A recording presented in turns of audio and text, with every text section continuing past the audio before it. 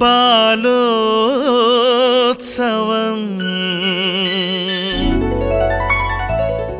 ఈ సమ్మర్ క్యాంపుని సద్వినియోగం చేసుకోవడానికి గత 15 రోజుల నుంచి రెగ్యులర్గా వస్తున్నటువంటి చిన్నారులందరికీ కూడా భవిష్యత్ ఎంతో ఉన్నతంగా ఉండాలని నా దీవెనలు. నిజానికి తెలంగాణ బాలోత్సవ కమిటీ అందులో సభ్యులందరినీ కూడా నేను చూస్తున్నాను.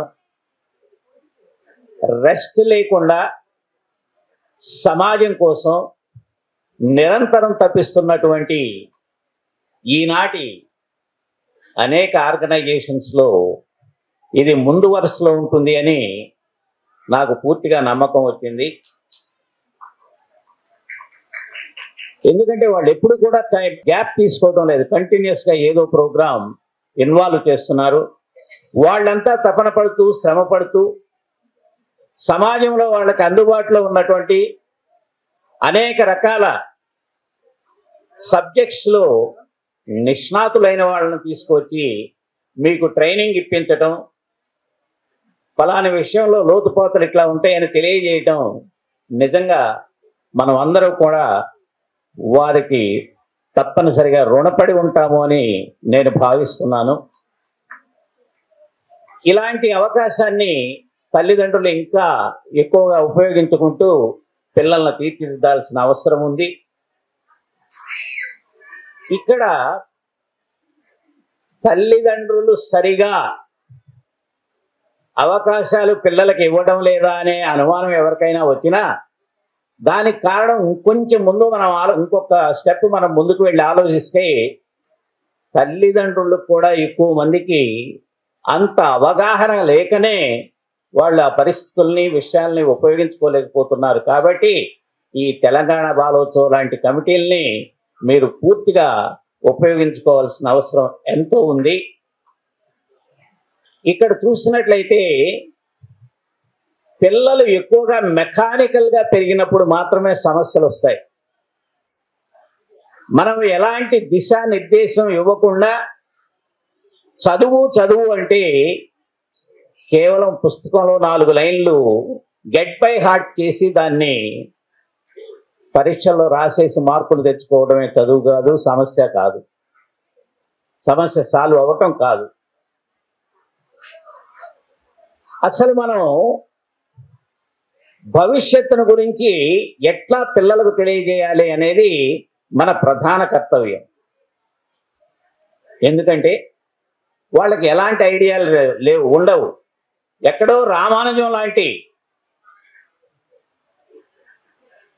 కొందరు వ్యక్తులు వాళ్ళు సమాజం గురించి లేకపోతే వాళ్ళ చుట్టుపక్కల పరిసరాల గురించి ఆలోచించగలుగుతారేమో, కానీ మన సంఘం సమాజం పట్ల సరైన అవగాహన పిల్లలకు రావాలి అంటే ఎంతో కొంత బేసిక్ నాలెడ్జ్ ఇవ్వాలి.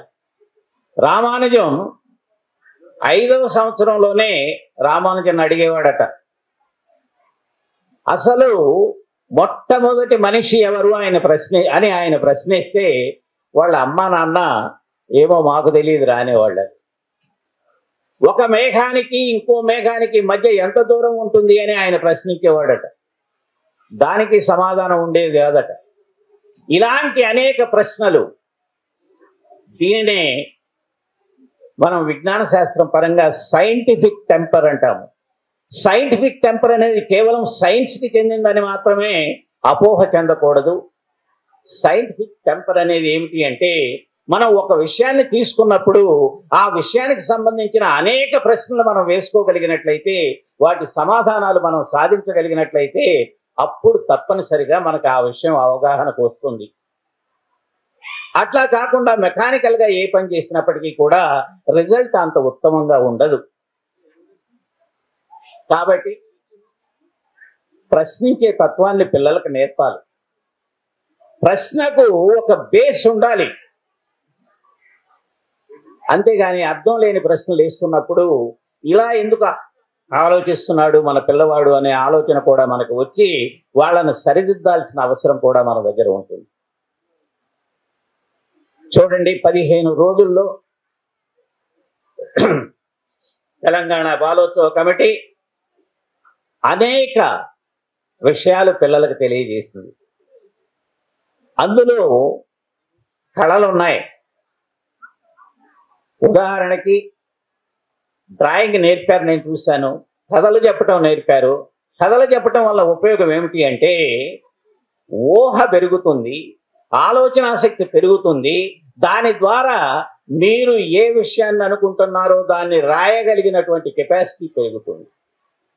అదేవిధంగా డిబేట్ లాంటివి మీరు నలుగురిలో ఎట్లా మాట్లాడాలి, ఎలాంటి విషయాలు మాట్లాడితే మిమ్మల్ని అవతల వాళ్ళు గుర్తిస్తారు, మీకు ఆ విషయం వల్ల ఉపయోగం ఏమిటి అనే విషయం కూడా తెలుస్తుంది.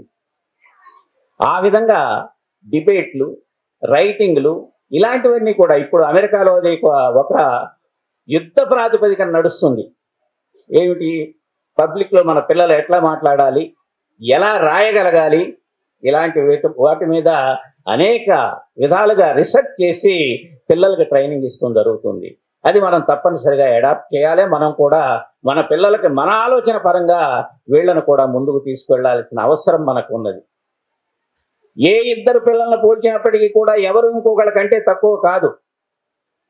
టెండూల్కర్ 10th క్లాస్ పాస్ కాలేదు, కానీ భారతరత్న తీసుకున్నాడు. అతి పిన్న వయసులో భారతరత్న తీసుకున్న వ్యక్తి అతను. మరి ఎట్లా వీలైంది? కేవలం తను అనుకున్న క్రికెట్ మీద పూర్తి నిగ్రహాన్ని పాటించి నియమాలను తెలుసుకుని విధానాలు తెలుసుకుని పైకి రాగలగటమే. ఇట్లా ఏ విషయాన్నైనా కూడా మనం బేసిక్స్ దగ్గర నుంచి సరైన అవగాహనలో ముందుకు వెళితే తప్పనిసరిగా సక్సెస్ అవుతాం. నేను పిల్లలను కోరేది ఒకటే, ఇందాక మన పెద్దలు చెప్పినట్లు మీరు ముందు ఒక విషయం మీద కాన్సన్ట్రేట్ చేయండి. ఫలాని విషయం నేను చేయాలి, నేను ఐఏఎస్ ఆఫీసర్ అవ్వాలి, ఐపీఎస్ ఆఫీసర్ అవ్వాలి, లేదా నేను ఒక నటుడిని అవ్వాలి, లేదా నేను ఒక డాన్సర్ని అవ్వాలి. ఏది మీకు ఇష్టమో దాన్ని ముందు మీరు గుర్తించగలగాలి. గుర్తించి ఆ విషయంలో ఎక్కువ కాన్సన్ట్రేషన్ పెడుతూ మిగిలిన సబ్జెక్టులను కూడా ప్యారలల్గా తీసుకువెళ్ళినట్లయితే మీరు తప్పనిసరిగా జీవితంలో సక్సెస్ అవుతారు. కాన్సన్ట్రేషన్ అనేది పూర్తి అవగాహన చేసుకోవాలి అనేది ముఖ్యమైన పాయింట్. ఇక్కడ అవగాహన చేసుకుని కాన్సన్ట్రేషన్ పెట్టి ఏ విషయం ఎట్లా నేర్చుకోవాలి అనేది ఒక క్రమ పద్ధతిలో చేయాలి. అంతేగాని డిజార్డర్లో చేసి ఏదో పొద్దున చదువుదాం, లేకపోతే రేపు రాత్రి చదువుదాం, లేకపోతే పొద్దున ప్రాక్టీస్ చేద్దాం, ఫలాని గేమ్ని రేపు రాత్రి చేద్దాం, ఇట్లా పోస్ట్పోన్ చేసుకుంటూ వెళ్లకుండా నిరంతరం ఒక క్రమశిక్షణతో కనుక చేసినట్లయితే ఏదైనా కూడా మన అందుబాటులోకి వస్తుంది. మీరు చూస్తూ ఉంటారు పేపర్లో, ఫలానతను కానిస్టేబుల్గా ఉంటే ఇన్స్పెక్టర్ ఇన్సల్ట్ చేశాడు అని అతను తర్వాత ట్రైనింగ్కి వెళ్ళి ఆ ఉద్యోగం, కానిస్టేబుల్ ఉద్యోగం మానేసి తర్వాత అదే స్టేషన్లో ఎస్పీగా వచ్చిన సంఘటన మీరు చూస్తున్నారు. అంటే అందరికీ అవకాశాలు సమానంగా ఉంటాయి కాబట్టి ఉపయోగించుకోవడంలోనే ఒకళ్ళు వెనక ఒకళ్ళు ముందు వెళుతున్నారు. కాబట్టి మీరంతా కూడా ఆ విషయం, ముఖ్యంగా పిల్లలంతా కూడా ఆ విషయం ముఖ్యంగా గుర్తించుకుని మనం ఎట్లా వెళ్ళాలి, నాకు దీని మీద ఇంట్రెస్ట్ ఉంది.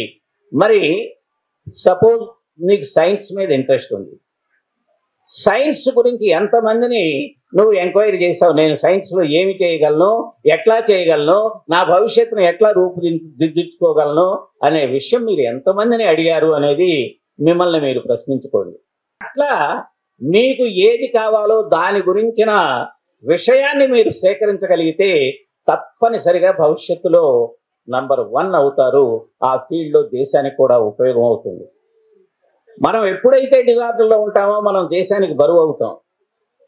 మనం ఎప్పుడైతే సిస్టమేటిక్గా ఉంటామో దేశానికి మనం సాయం చేయగలుగుతాము. కాబట్టి ఈ విషయాలన్నీ కూడా చిల్డ్రన్ గుర్తించాలి.